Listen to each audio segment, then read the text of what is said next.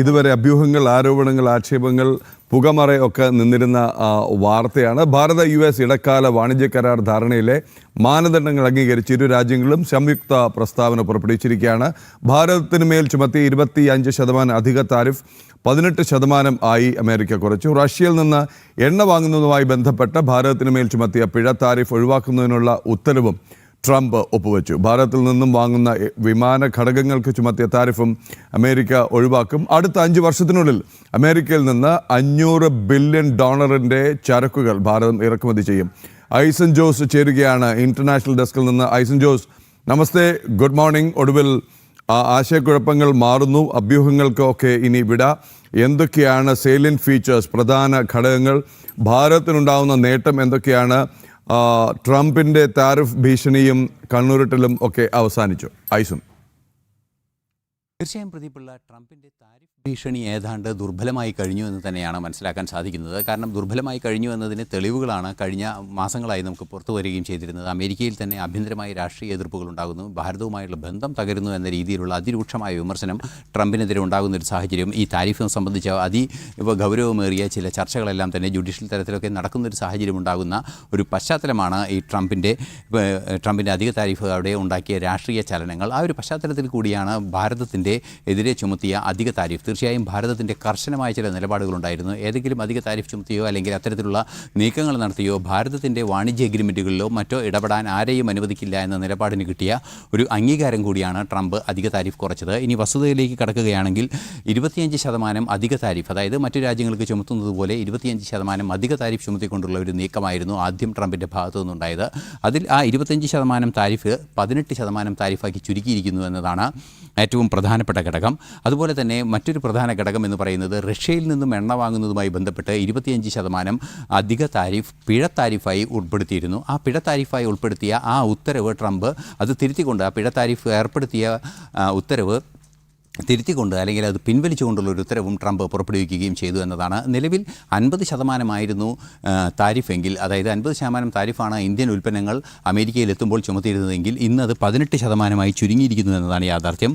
അതായത് ആദ്യത്തെ ഘടകത്തിൽ 25% അധിക താരിഫ് ചുമത്തിയ ഘടകത്തിൽ തന്നെയുള്ള പ്രധാന ഘടകങ്ങളായ അല്ലെങ്കിൽ ഉൽപ്പന്നങ്ങളായ ടെക്സ്റ്റൈൽ ഉൽപ്പന്നങ്ങളും അതുപോലെ തന്നെ വസ്ത്രങ്ങളുമെല്ലാം തന്നെയും, അതുപോലെ ലെതർ, ഫുട്വെയർ, അതുപോലെ പ്ലാസ്റ്റിക്, റബ്ബർ, മറ്റ് ജൈവ കെമിക്കലുകൾ അല്ലെങ്കിൽ ഓർഗാനിക് കെമിക്കലുകൾ, അത്തരത്തിലുള്ള സംവിധാനങ്ങൾക്കെല്ലാം തന്നെ ഇത്തരത്തിൽ താരിഫ് 50% താരിഫിൽ നിന്ന് ഒറ്റയടിക്ക് 18% താരിഫിലേക്കാണ് ചുരുങ്ങുക. സ്വാഭാവികമായും 1/3 താഴെ ഒരു താരിഫ് ചുമത്തുന്ന ഒരു സാഹചര്യം ഉണ്ടാകുന്ന ഒരു പശ്ചാത്തലത്തിൽ കൃത്യമായും നടപടികൾ സ്വീകരിക്കുമ്പോൾ സ്വാഭാവികമായും ഈ ഉൽപ്പന്നങ്ങളുടെ കയറ്റുമതി ഭാരതത്തെ സംബന്ധിച്ചിടത്തോളം വൻതോതിൽ ഉയരുമെന്നാണ് മനസ്സിലാക്കാൻ സാധിക്കുന്നത്. അതുപോലെ തന്നെ വിമാന ഘടകങ്ങളും അതുപോലെ അനുബന്ധ ഘടകങ്ങളും ചില ഇലക്ട്രോണിക് ഘടകങ്ങളും എല്ലാം തന്നെ കയറ്റുമതി ചെയ്യുമ്പോഴുണ്ടായിരുന്ന അധിക താരിഫ് എല്ലാം തന്നെ അമേരിക്ക ചുരുക്കുകയും ചെയ്തിട്ടുണ്ട്.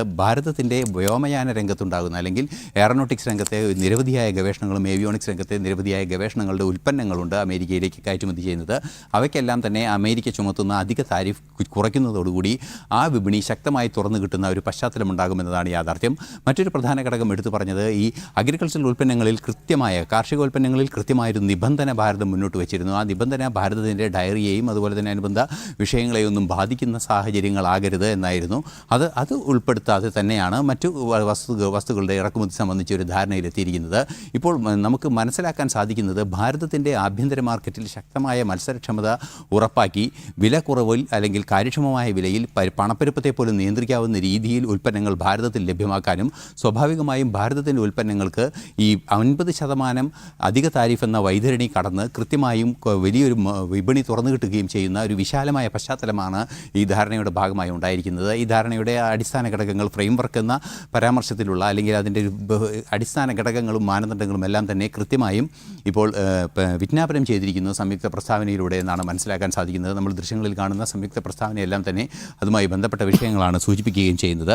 അത്തരത്തിൽ ഭാരതത്തിൻ്റെ ഉൽപ്പന്നങ്ങൾക്ക് ഒരു വിപണി ശക്തമായി തുറന്നു കിട്ടുകയും ഭാരതത്തിൽ തന്നെ ഒരു ശക്തമായ മത്സരമുണ്ടാകുകയും ചെയ്യുന്ന കൃത്യമായൊരു വാണിജ്യ രംഗത്തേക്ക്, അതായത് ഭാരതം എന്താണോ ലക്ഷ്യം വയ്ക്കുന്നത്, അതായത് മൂന്നാമത്തെ സാമ്പത്തിക ശക്തിയെ വളരുക എന്ന കൃത്യമായ അജണ്ടയിലൂടെ മുന്നോട്ട് പോകുന്ന ഭാരതത്തിൻ്റെ സമ്പദ് രംഗത്ത് കൃത്യമായ ചലനങ്ങൾ ഉണ്ടാക്കാവുന്ന സാധ്യതകൾ തുറക്കുന്നൊരു വിപണി തുറക്കുക, ആ വിപണിയുടെ കാര്യക്ഷമത നിലനിർത്തുക എന്നീ രണ്ട് ഘടകങ്ങളും ഒരേ സമയം പാലിക്കപ്പെടുന്ന ഒരു മാക്രോ എക്കണോമിക്സ് വ്യൂവിലാണ് ഈ കാര്യങ്ങളെല്ലാം നടന്നിരിക്കുന്നത് എന്നാണ് മനസ്സിലാക്കാൻ സാധിക്കുന്നത്. തീർച്ചയായും അത് ഭാരതത്തെ സംബന്ധിച്ചിടത്തോളം വലിയ നേട്ടമാണ്.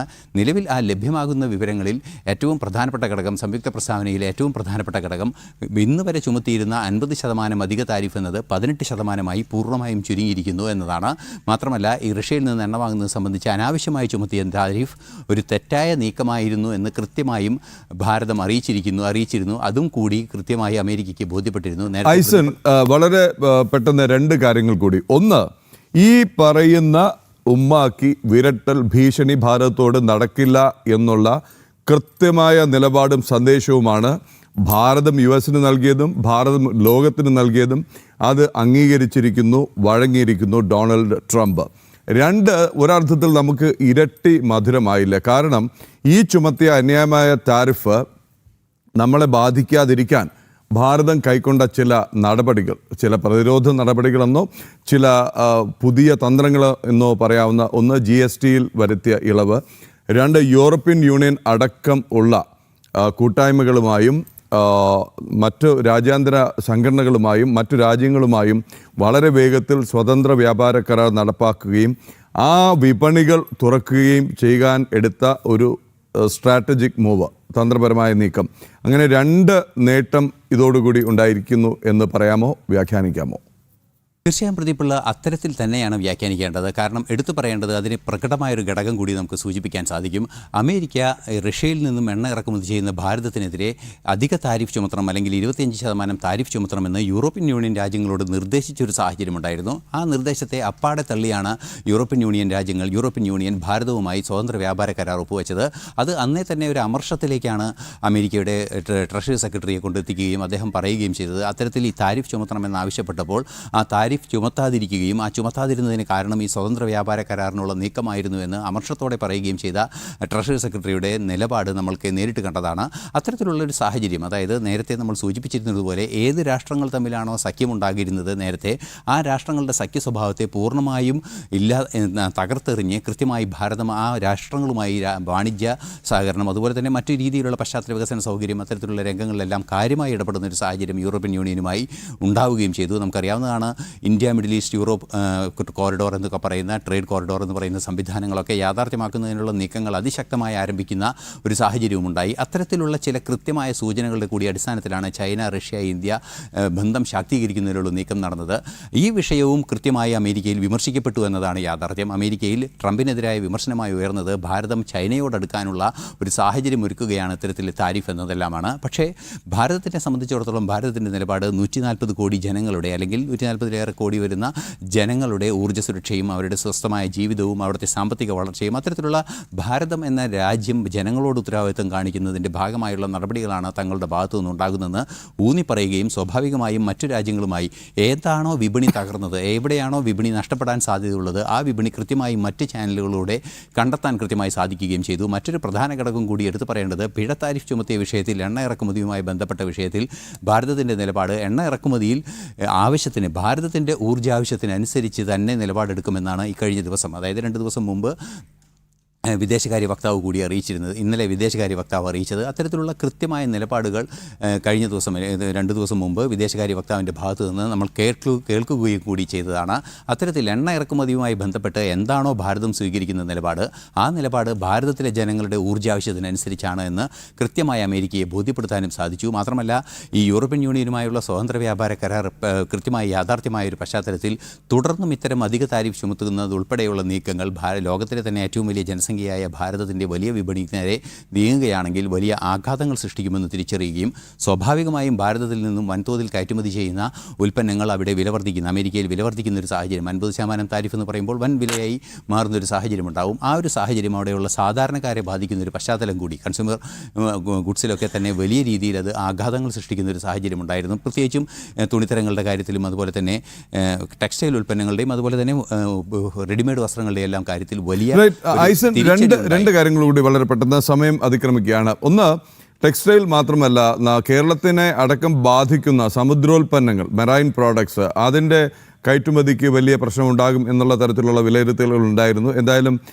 ഓപ്പറേഷൻ യൂറോപ്യൻ യൂണിയൻ അതിനൊരു വലിയ പരിഹാരം കണ്ടിരിക്കുകയാണ്. പുതിയൊരു വിപണി തുറന്നു കിട്ടിയിരിക്കുകയാണ്. ഏറ്റവും പ്രധാനപ്പെട്ട അതായിരുന്നു. അതുപോലെ തന്നെയാണ് ഭാരതത്തിൻ്റെ ഏറ്റവും കാതലായ, ഏറ്റവും ക്രിട്ടിക്കലായ, ഏറ്റവും സെൻസിറ്റീവായ മേഖലകളെ സംരക്ഷിച്ചുകൊണ്ടായിരുന്നു യൂറോപ്യൻ യൂണിയനുമായിട്ടുള്ള കരാർ. ഇതേ സംരക്ഷണം നമ്മുടെ US-ഉമായിട്ടുള്ള കരാറിലും വരുന്നുണ്ട്. അത് കാര്യം ഇതേ ചൊല്ലിയായിരുന്നു തർക്കം. കാർഷിക മേഖലയും ക്ഷീരമേഖലയും പ്രത്യേകിച്ച് ഡയറി മേഖലയൊക്കെ തുറന്നു കൊടുക്കാത്തതിൽ പ്രതിഷേധിച്ചാണ് ആദ്യം അമേരിക്ക പിൻവാങ്ങിയത്. 2, ഭാരതത്തിൻ്റെ ആവശ്യങ്ങൾ, ഭാരതത്തിൻ്റെ ആവശ്യാനുസരണം ഭാരതത്തിന് ഏറ്റവും യുക്തമായ രാജ്യത്ത് നിന്ന് വാങ്ങും അല്ലെങ്കിൽ വിൽക്കും. ആ ഒരു പ്രഖ്യാപന നിലപാടും കൂടിയാണ് പറഞ്ഞിരിക്കുന്നത്. അതായത് റഷ്യയിൽ നിന്ന് എണ്ണ വാങ്ങുക എന്നുള്ളത് ഭാരതത്തിൻ്റെ സ്വതന്ത്രമായ തീരുമാനം.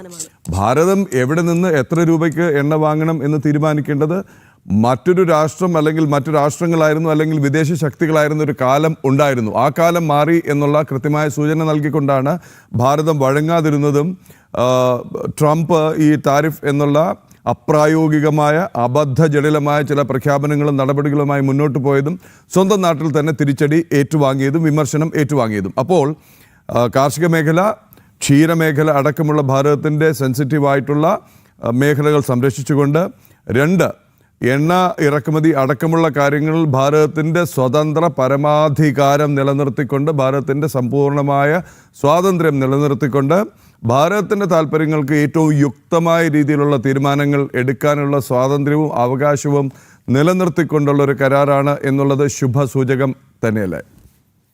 തീർച്ചയായും ഏറ്റവും ശുഭസൂചകമാണ് ഈ കരാർ എന്ന് നമുക്ക് മനസ്സിലാക്കേണ്ടത്. വസ്തുതകളുടെ അടിസ്ഥാനത്തിൽ പരിശോധിക്കുമ്പോൾ പോലും അത് നമുക്ക് തിരിച്ചറിയാൻ സാധിക്കുന്നുണ്ട്. അതായത് നമ്മളുടെ ഡയറി ഉൽപ്പന്നങ്ങളുടെ വിഷയത്തിൽ ഡയറി ഉൽപ്പന്നങ്ങൾ ഭാരതത്തിലേക്ക് കൊടുത്തുവിടുന്നതിനോ അല്ലെങ്കിൽ ഭാരതത്തിലേക്ക് തീരുവ കുറച്ച് ലഭ്യമാക്കി ഭാരതത്തിലെ ഡയറി ഉൽപ്പന്നങ്ങളുമായി മത്സരിക്കുന്ന ഒരു സാഹചര്യം നിർത്തുന്നതിന് വേണ്ടിയുള്ള നീക്കങ്ങളുണ്ടാകുന്ന, അത് തടയുന്നൊരു നീക്കങ്ങൾ കൃത്യമായും ഈ ധാരണയിലുണ്ടാകുന്നു. അതിൽ നിന്നും വിട്ടുവീഴ്ചയില്ല എന്ന് വാണിജ്യമന്ത്രി പീയൂഷ് ഗോയലൊക്കെ കൃത്യമായി പാർലമെൻറ്റിൽ തന്നെ പറഞ്ഞതാണ്. അത്തരത്തിലുള്ള നിലപാടുകളെ സാധൂകരിക്കുന്ന പല ഘടകങ്ങളും നമുക്ക് ഈ കരാറുമായി ബന്ധപ്പെട്ട വിഷയങ്ങൾ പരിശോധിക്കുമ്പോൾ മനസ്സിലാക്കാൻ സാധിക്കുന്നുണ്ട്.